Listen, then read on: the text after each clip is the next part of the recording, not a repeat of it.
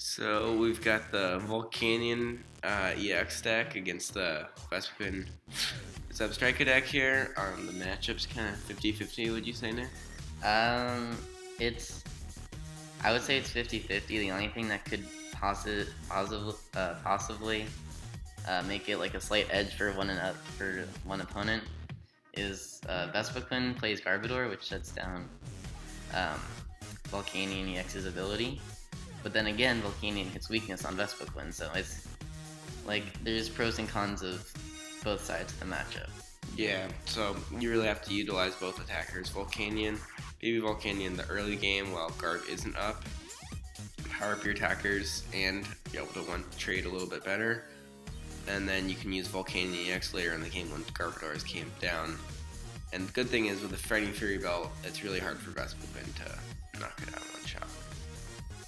Yeah, we see here, Joe does start the Dragonite EX, which is not the most ideal starter because you only use it in this deck for its ability. And it says when you play this Pokemon from your hand onto your bench, then you can put two basic Pokemon, except for Dragonite, from your discard pile into your hand.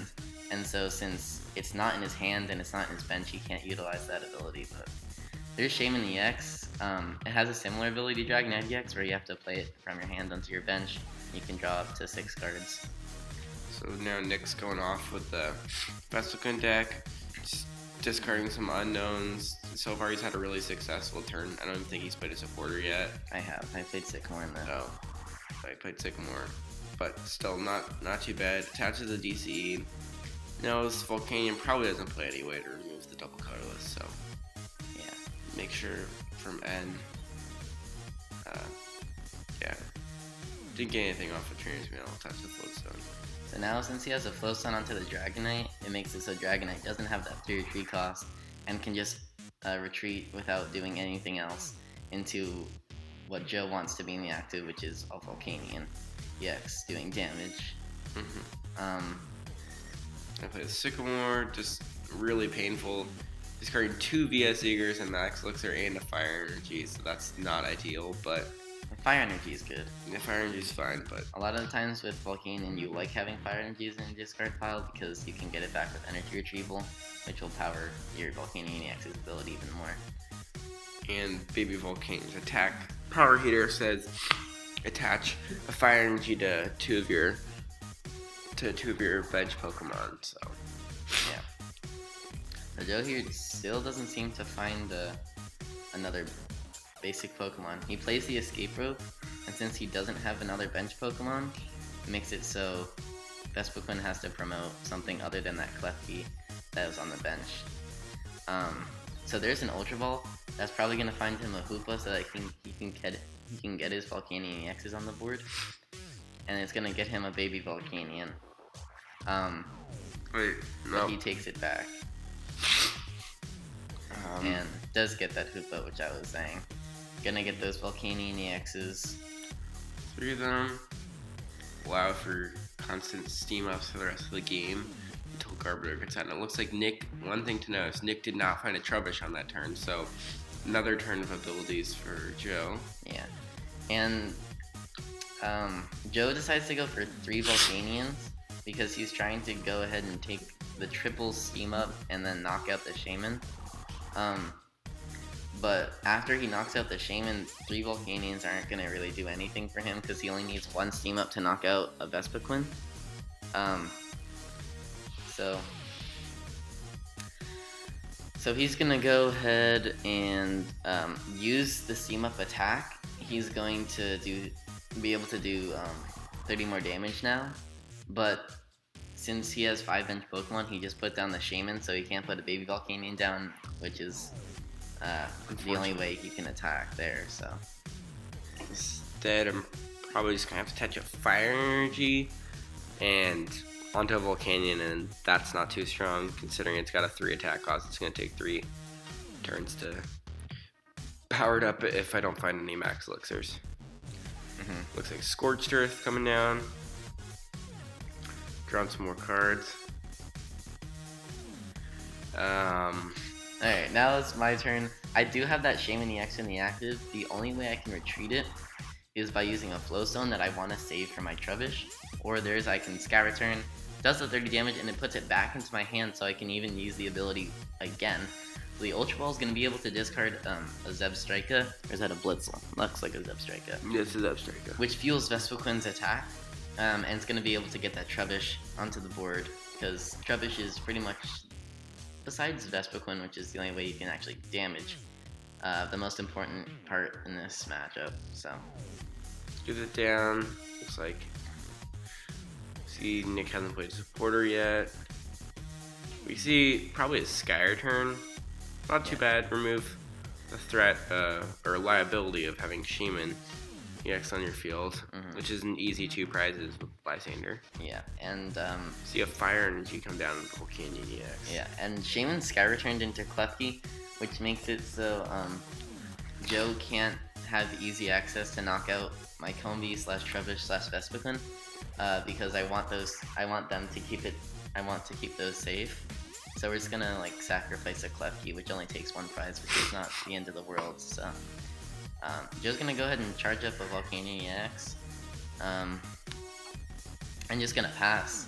So next turn, Nick does not have too many Pokemon to discard them from what I saw. So unfortunately, Be Revenge won't be doing. I doubt it'll be able to get a knockout this turn. But we see an Acrobite come down. Discards the Vespiquen, which is kind of unfortunate. yeah. Especially because he could evolve it right there, but So I just pass. I saw that other Trubbish in my hand. I could have benched that, but just in case I drew like an Unknown or a Shaman, I wanted that extra bench spot, which is not going to matter anyways because Joe goes ahead and puts down a Sky Field right away, and now he's going to be able to fill his bench up with not 5 but up to 8 bench Pokemon. So there we finally see those non-EX Volcanions, which are probably going to be the main attacker here as they only cost 1 energy, 1 fire energy to knock out a Vespiquen because they hit weakness on it. So Joe can get 2 of those down this turn once he puts Skyfield down here. So if he can find a fire energy and 2 fire energies, he'll be able to knock out the Klefki. He can easily retreat the Dragonite. A Lysander would be really strong on that Trubbish, because to knock out the upcoming Garbodor. For sure.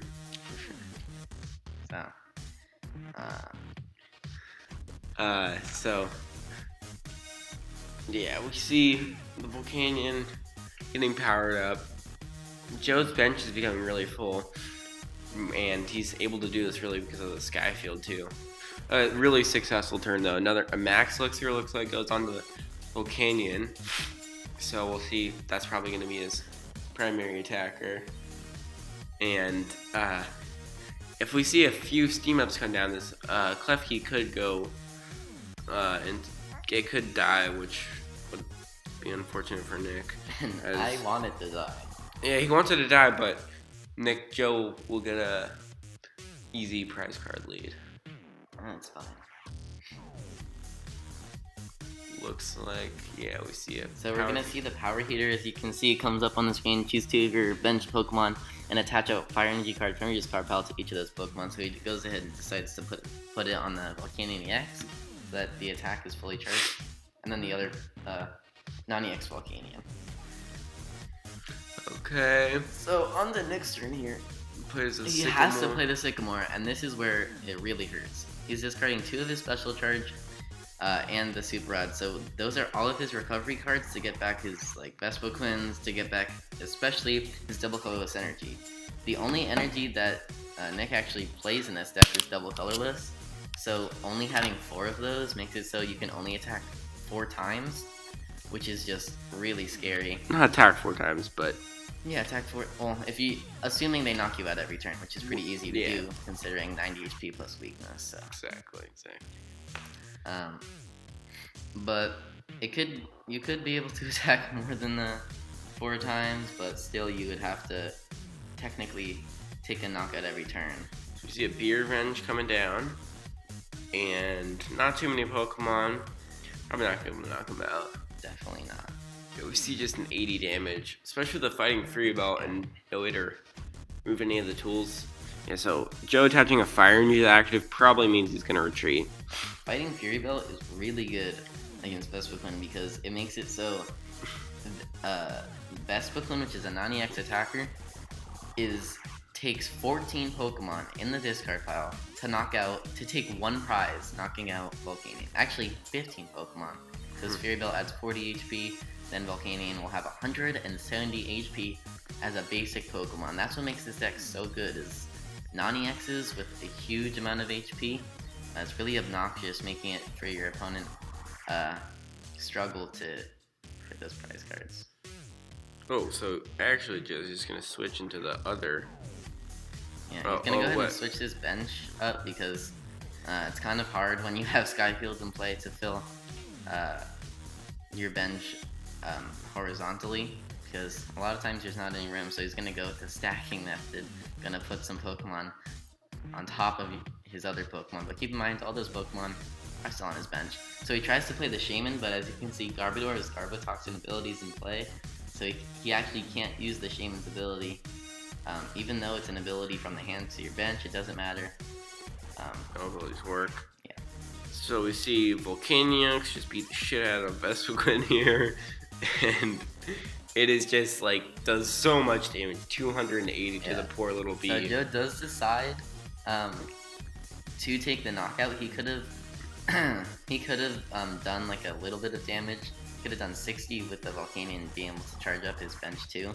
But he realizes that both my special charges are gone, and he just needs to take a knockout every turn. And hey, there's no way he can lose at that point. So, as you can see, Volcanion can't attack next turn, and with the 3 retreat cost, he will have to pay all of his energies to retreat, which might make it so that he can't knock me out next turn, which might give me a little bit of a chance there. So, see a second Garb coming into play, which is super strong. Now, Lysander won't be as devastating for Nick, as he just has another Garb in play, even if one of them dies, so. And something I noticed, you knocked out the Klefki, right? Mm-hmm. And the Vespiquen. Mm-hmm. You have 5 prizes left. You forgot to take a prize for the Klefki. Well, there you go.